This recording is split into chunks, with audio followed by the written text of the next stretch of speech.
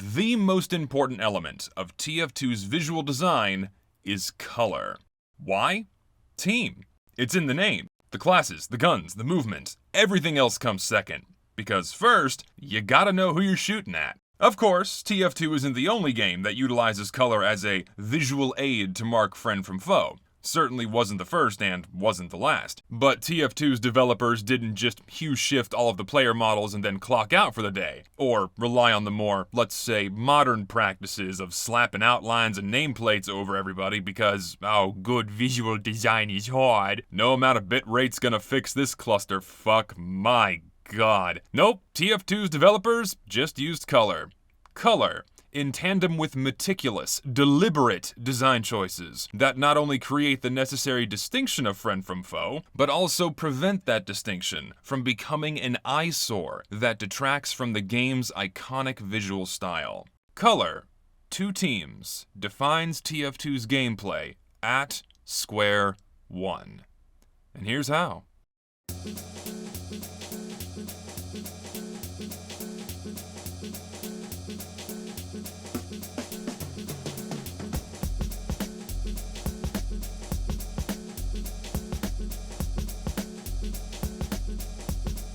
Truth be told, I could spend hours discussing every facet of TF2's art style, but for the purposes of this video, let's just focus on color. It's undoubtedly evident to anyone who's played TF2 for more than 5 minutes that the game's color palettes are defined by washed out, pastel-y, and neutral tones, dusty, earthy, or industrial environments. You never see fully saturated or flat colors, aside from very specific instances. Higher levels of saturation are specifically placed onto objects and events that act as deliberate visual cues, so players can quickly interpret what's happening. For example, bullet tracers, projectiles, explosions, muzzle flares, crits, ubercharge, signage for guidance, small areas on the map to remind players of where they are, red or blue side, and, most importantly, on the character models, so players can quickly identify friend from foe. So, how did TF2's developers structure team recognition so that it preserves the game's distinct stylization? Well, for starters, they made the mental task of team recognition a smooth, reactive process, and not a chore. The first step is to establish a clear difference between two teams. So, we have red and blue. Well, no shit, but why did Valve choose these colors? Well, red and blue are close to complementary colors, meaning they strongly contrast with each other. One is very obviously not the other, and it's very easy to tell at a glance, unlike with, say, purple and blue, or orange and yellow. The next thing Valve did was make red and blue the first things your eyes want to see. There are several ways of going about this, but rather than simply highlighting entire character models or using disgusting colored outlines, TF2's developers meticulously colored each character model so as to keep them grounded in TF2's visual style. And of course, this means avoiding overly saturated colors, which is why TF2 uses very distinct sets of colors for each team.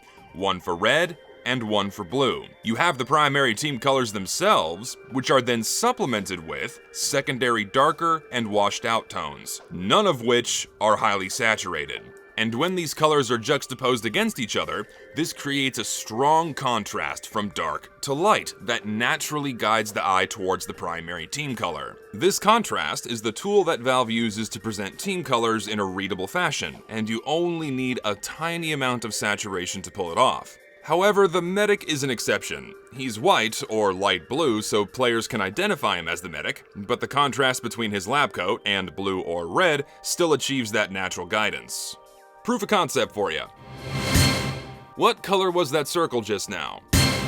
How about that one? Most of you could probably provide swift answers without even thinking about it. That's because the typical response time to visual stimuli is about 1/4 of a second, but I left that on screen for 1/3 of a second just to be generous. But what color were the larger squares behind those circles? What color was the background? Fewer of you can answer those questions without going back in the video. That's how effective contrast is at guiding the eye. And now listen, this isn't to say that the secondary and tertiary colors can be anything, so long as contrast is present. In fact, these additional colors are deliberately team associated as well, because they accentuate and emphasize the primary team color and therefore readability. If they were just a mishmash of other colors, it'd be a hot fucking mess, and you'd have no idea what you're looking at. So that's color choice out of the way. Up next comes color placements. The primary team colors, red and blue, are always located on specific, large areas of the character model that are always visible from almost any angle. As a result, no matter where you're looking, it's very obvious what team someone is on. These primary team colors are not limited to smaller areas, like extremities or finer details. It's not enough. The medic's hands could be argued as an exception, but his hands are massive, as are any merc's hands, and they're always thrust out in front of him, occupying a lot of visual real estate. His team-colored backpack makes up for a lack of visibility from the rear, but most importantly, his colored medi-beam fills in the gaps. Something else to note is that if a character model completely lacks the aforementioned contrasting areas, like the spy or to a lesser extent the pyro, almost every square inch of their character model is team colored, yet muted with faded tones or subtle sooty gradients, so as to maintain stylistic adherence. Do note that I said specific color placement, and that specificity is extremely important because, during play, 99% of player interactions involve mostly default models with mostly default color placements. As such, players' brains are trained to seek out the same colors in roughly the same spots as guides for play. It's why they're there. And preserving these guides is crucial. Otherwise, it's gonna throw players off. Keep this in mind because we're gonna come back to it later. The final piece comes from TF2's original environments. It is its anal passage. Which, again, contain mostly neutral and washed out colors. These muted settings further accentuate the brighter team colors on the character models, even at a distance, because these brighter colors get sandwiched between darker and washed out tones, so they really pop out to the eye. Not to mention, TF2's uncluttered backgrounds, simple, impressionistic textures, and very distinctive lighting processes also help the merc stand out against everything else. As you can see, TF2's developers made team identification so easy, you don't even think about it. You process color, friend from foe, in a fraction of a second, and that defines TF2's fast-paced gameplay. And we all take it for granted, because all of this was deliberately made to seamlessly integrate into TF2's style, feeling natural and pleasing to the eye, rather than just being obvious. And if you can't identify what team someone is on, at a glance, that negatively detracts from gameplay. This puts you at an unfair disadvantage against the next player. They can see who you are right away, but you can't see who they are. If you pause, or get fooled, even for a split second more to process what team someone's on, by then it's too late. They've shot you. So why bring this up? Oh, well, you thought this was just gonna be a little lesson in TF2's design. Oh, no, sir. We gotta get on somebody's case here. This is my channel, after all. I am indeed the king of complaints, the prince of protest, the czar of objection. It is my duty to do this. As TF2's corpse continues to shamble about on loot box strings, less care, let's say, has been granted towards cosmetic creation and acceptance. As a result, we have an ever-growing, but thankfully still small handful of TF2 items that hurt team recognition. Oh my god, you motherfucker, I thought you were blue. Over here. You can't do that to us, Zesty. Other creators briefly touched on team recognition years ago, however comically, but I've yet to see anyone fully elaborate upon it, let alone show how certain items can degrade it. So, just for shits and giggles, I figured I'd run through a few examples of items that hurt team recognition, just to show how easily it can be violated. Hopefully this'll raise a little red flag to Valve saying, hey guys, maybe you should stop adding items like this, and maybe it'll be a swift kick to the dick for workshoppers, hey dipshits, maybe you should actually pay attention to the game you're making items for. That'd be a pretty good thing to do, I'd say. Oh yeah, and if that don't work, the inevitable surge of people using these cosmetics as a result of this video will absolutely show everybody else that, yeah, this ain't good. You know, you gotta fight fire with fire, as they say, otherwise nothing gets fucking done. I'm not on your team, sir! Now then, For starters, most TF2 players know about paints. These tools paint cosmetics a variety of colors, ranging from acceptably TF2 all the way to... And in most cases, paints are totally fine, at least when it comes to team recognition. Most paints either tread in neutral or team color territory, but others, they can cause problems. We'll get back to that. For hats, you can get away with almost any color, because these regions exist up and out of the way from main team-colored areas. This is also why TF2 can get away with something as gaudy as unusuals. Usually. For body cosmetics, most of these are also fine, because they either lack paint regions entirely, or their paint regions are small. They're accentuating details, rather than replacements for large areas of default model color. And yes, saturated paints are indeed brighter than the primary team colors, and get the viewer's attention in all of the wrong ways. That's indicative of other art style violations rather than issues with team recognition, and in my opinion, paint colors like these should have never been put in the game. Give me cancer now, guy! The key takeaway here is that paint regions, and cosmetics in general, should not replace large areas of expected default model color, without taking measures to ensure that team identification and stylistic adherence are indeed preserved. This is how TF2 cosmetics should be handled. Not like this. Ugh. We got the water waders, the flavorful baggies, and the deity's dress for pyro. Not only are all these paintable, but their paint regions are so massive, they remove nearly all team color, depending on what you paint them. Wow, I mean, hey, this is an issue for obvious reasons. If players see a character model that is mostly not team colored at most angles, including the most important ones, they got no idea what team they're on. No shit. And even though this may come off as insultingly obvious for some people, it needs to be said. Colors adjacent to red and blue can be very easily mistaken as red and blue at a glance, and can throw players off. Orange isn't as neutral as some think it is. Bright orange or warmer yellow are neither red nor blue, sure, but that doesn't mean neutral. When we're playing TF2, we're looking for expected team colors. In the absence of these expected colors, the game wires our brains to associate warmer colors with red and cooler colors with blue. So, in a split second, if someone is presented with a character model that is 80% orange, guess what?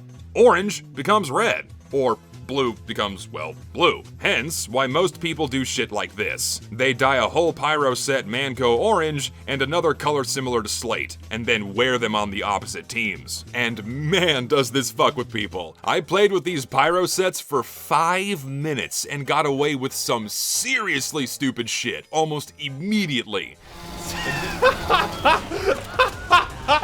Oh god. Hi, I'm on your team, friend. And then over the course of a few weeks, I had countless complaints from players both off and on my team that they had no idea what they were shooting at. One of the more common occurrences was a medic thinking I was on his team, him then trying to heal me, and then getting toasted like a marshmallow. This happened so many times that I lost track. And beyond that, players were often so fooled I could just waltz into their team like I was one of them and wreak absolute havoc. Players would even bump right into me, head on, and then fucking die. Hello? He has no idea! I feel so bad! And yeah, typically veterans would pick up on it after getting fooled 1 or 2 times, but other players got tricked every single time. It's pretty bad, and I mean, hey, this isn't even a bug. These are cosmetics you can buy and use right now. And I mean, if you don't believe me, I mean, just try these cosmetics out yourself. I mean, you gotta spend a little bit of money, it's basically pay to win, but you've likely seen all the background footage by now, and just how easy it is to throw players off. So yeah, these pyro items very obviously violate team recognition thanks to their massive paint regions. They're not a problem when they're unpainted, but when they are painted, they are a royal pain in the ass, because they genuinely disrupt gameplay. It's frustrating, and I want Valve to stop adding items like this, and for workshoppers to stop making paint regions the size of goddamn Mars. When paint regions go beyond accentuating details, it creates more distracting visual noise that confuses people during play. You gotta strike a healthy balance between form and function. You can't throw out function for, well, this. You gotta pay attention, people, seriously. So that's paintable cosmetics. Up next are cosmetics that just remove all team color. Let's take a look at the Bushman for Sniper, a cosmetic we just received for summer. Sniper's main team color all resides on his shirt, and that shirt is just gone. It's just gone. Look at this. No paint required. It's practically free. I mean, yes, how silly of me, of course. Sniper's pants. Those are technically team colored, but they aren't what the eyes gravitate towards first. Here's the problem. Most Sniper cosmetics preserve his primary team-colored shirt. In fact, 99.9% of them do. Default colors on the same expected areas. Why is this important? Well, something I should have mentioned earlier is that the saturated primary team colors are always constrained to the upper half of all player models, except for Spy. The secondary and tertiary colors guide the eyes towards the bright torso, either via gradients or sharp boundaries. Remember, contrast. This was done intentionally, so players' eyes are guided towards the torso, where most of the game's crucial visual cues lie. For example, what weapon someone is using, if they're firing at you, if they're looking at you, what class they are, and of course,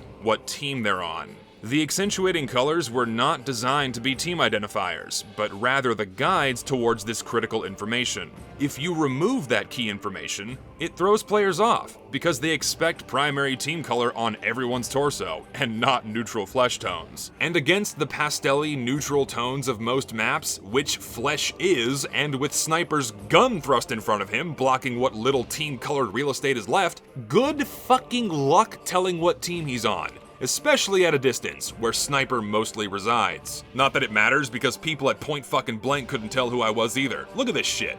No fucking way, dude. He even set me on fire. What team was that just now? Could you tell? How about that one? As before, I left those on screen for a third of a second, but that's almost always too late in the instance of a Sniper. And that was easy. Now imagine you're playing the game with all the other visual noise going on. Veteran players' brains are wired to recognize team color as a shortcut for reactions. Their eyeballs reactively seek out those certain team-colored areas on the character models, guided by those ever-present contrasting areas. You did it just now too. Or at least you tried. But when you're not presented with enough team color and are given everything but, in that split second of coming across a player, you get confused, and that detracts from gameplay. If the background footage didn't make it obvious by now, I got away with insanely stupid shit that a Sniper should never be able to get away with. You gotta put in a little bit more work with this cosmetic, but my god, it's insulting what you can do. I'm not on your team, dude! Oh man, this fucking game.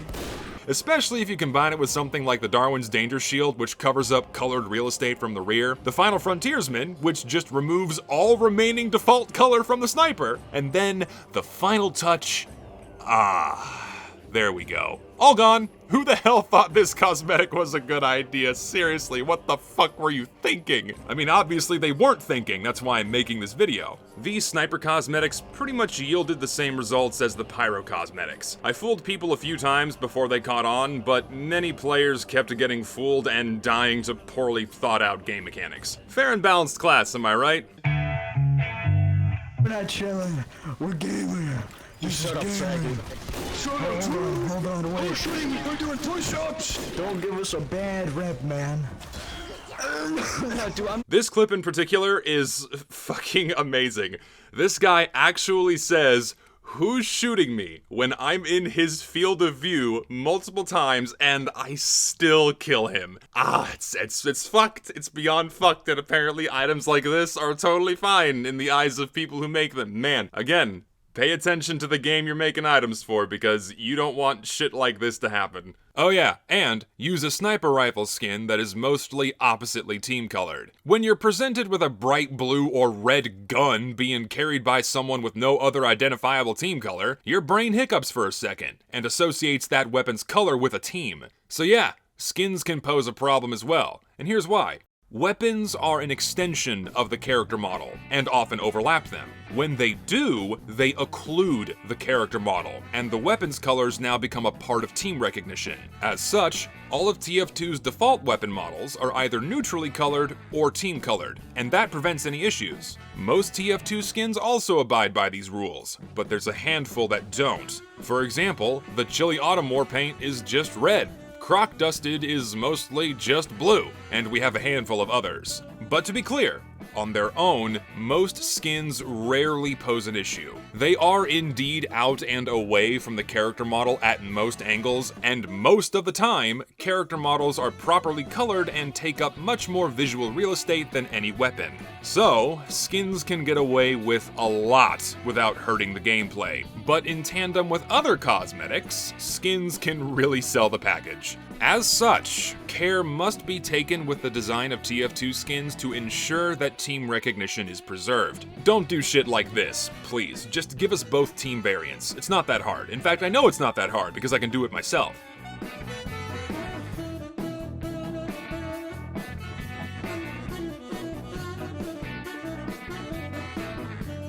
Now listen, I know, don't go apeshit in the comments. There are indeed other examples of scrutiny-worthy loadouts that can fuck with team recognition. But for this video, I just chose a couple of the more egregious examples. And yes, I understand that it's difficult to make an item compatible with every other item in the game while also preserving team recognition and other stylistic elements. But there are some very obvious things you shouldn't do. No massive paint regions like this, and don't strip away expected team colors. You get the gist. I suspect that at this stage, many of you watching this have this thought in mind. Many other cosmetics can change and cover default color, but a vast majority of these are fine. Now why is this? The difference is that for the most part, they change color in such a way that team recognition is preserved, preserving default colorization where players roughly expect it to be, or preserving expected colors within a class's palette. For example, this recent Medic shirt we've just received, the Uber Wear. It replaces some of the white on Medic's torso, but it does so with darker team colors within his palette, and only the tiny tie is paintable. Players' eyes are still presented with healthy amounts of proper expected team color, and most of Medic's coat remains intact, so his silhouette and general appearance are preserved. Design liberties like these are okay, but not like this. Come on guys, the teams are red and blue. Not orange, not yellow, not green or purple or pink, not this shade of red, not this shade of blue, this fucking red, and this fucking blue. Just stop. It's not even a matter of figuring out who's on what team, it just looks out of place, or flat out weird. Like the smoking jacket. This saturated mess sticks out like a sore thumb. And no, making the pants to flesh out the set doesn't solve the problem either. And no one seriously thinks an item like this is appropriate for the game. My god, what the fuck are you doing? On a serious note, what bothers me is that some, not all, but some of the more prevalent workshop creators, many with multiple items in TF2, continue to make items like this, for example, and then openly mock anyone that points out how they would negatively impact gameplay. To me, that's pretty fucked up. These are the people that make most of the items for TF2, that Valve returns to on a regular basis. They know that their work has a very high chance of being accepted, and they scoff at the notion of taking care of the game. They laugh at you. They mock you, the players, and they're more than comfortable expressing just how little they care, until someone puts it on public display, of course. And I see it all the time. None of you guys see it because, I mean, shit, why would you care? Why would you bother going out of your way to look inside these workshop circles? Which are public until they don't want to be, but someone's gotta show players this bullshit. And I'll remind everyone here that you're free to comment on whatever these guys make on the workshop. Vote with your clicks and with your words. Don't be a dick about it, don't go out of your way to be an asshole to somebody, but remind them, if you're making items for TF2, you seriously need to pay attention to the game you're making items for. Preserving the game's aesthetic is one issue that gets mired in subjectivity, but preserving the gameplay is an absolute necessity. Remember, you're allowed to say that you don't like something. Voting no is always an option. I'm not gonna sugarcoat it, but no thanks, not interested. Sometimes I feel like I understand this game better than these guys do. In fact, I know I do, because I've seen horrifically stupid arguments from these same workshop circles saying that preserving team recognition or class recognition or the general style of the game is some bitter act of resistance towards TF2's quote-unquote evolving art style. Fuck off. TF2's tones and themes and stylistic and design elements, especially those that define and control the gameplay, must not change, especially not on the whims of those who want to make money off the game's cosmetic features. Through the words of TF2's original art director, Moby Frankie, TF2 was created with memorable, timeless visual design that complements gameplay clarity. Keyword: clarity. That clarity is ingrained so strongly that even after 16 years of trinkets getting pumped into TF2, most of its intrinsic gameplay elements are still miraculously intact. Yeah, cosmetics can and do get away with a lot, but that's not proof of TF2's flexible or evolving art style, it's proof of how robust it is. Even under all the crap and clutter, you can still tell what's going on. Actually, now that I've gone off script and I'm thinking about it, allow me to repeat a rather fitting metaphor from casual TF2. I know people get mad whenever I mention another YouTuber, it's like, oh, why is the bigot talking about this guy? But listen to me. Envision TF2 as a beautiful, well-built home. You can take comfort inside of its strong foundation, within its four walls, and have a good time. And then one day, some idiot hobbles through the front door and takes a piss on the living room rug. The house doesn't collapse, it doesn't burst into flames, but because the house didn't fall down around his ears, that idiot now thinks the house was made for pissing on. And before long, there's piss everywhere. That piss represents cosmetics like these. They stink like an irremovable stain, making the house reek of rot. The degradation of TF2's visuals is the direct result of Valve's gradually increasing neglect, which leaves the front door wide open. Item creators' lack of care doesn't help either, because they're never held to higher standards. By anybody. No knocks, no locks. And I've said all this before. Somebody's gotta put their foot down. That's why I keep stepping in and stating the obvious. Things that people don't want to fucking say for fear of not being heckin' wholesome 420 chungus all the time. The deeply intentional facets of TF2's design are what attract people in the first place and keep people around. Not the piss. Its visuals, its gameplay, its characters, and so on. They define the full experience of this game. If you corrode these elements, you corrode TF2, and make it a shadowy specter of its former self. I mean, not that it isn't that already, but as time goes on, we keep getting more cosmetics in this game that chip away at its integrity, and we seriously need to pump the brakes before it gets any worse. Cosmetics have improved a lot recently. Keep pushing for better, guys, but Valve clearly does not care for this game as much as they once did, and they never will again. But that doesn't mean that I shouldn't care. Stop pissing on my fucking rug. They pee on your fucking rug?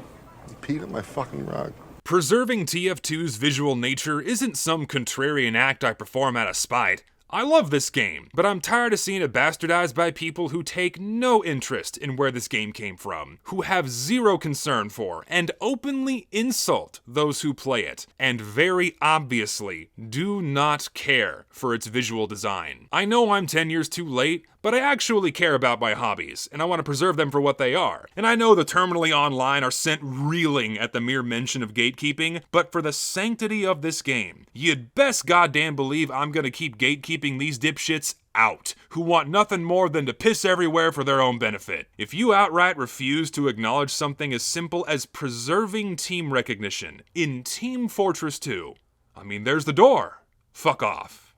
Alright, that's it. I'll see y'all later.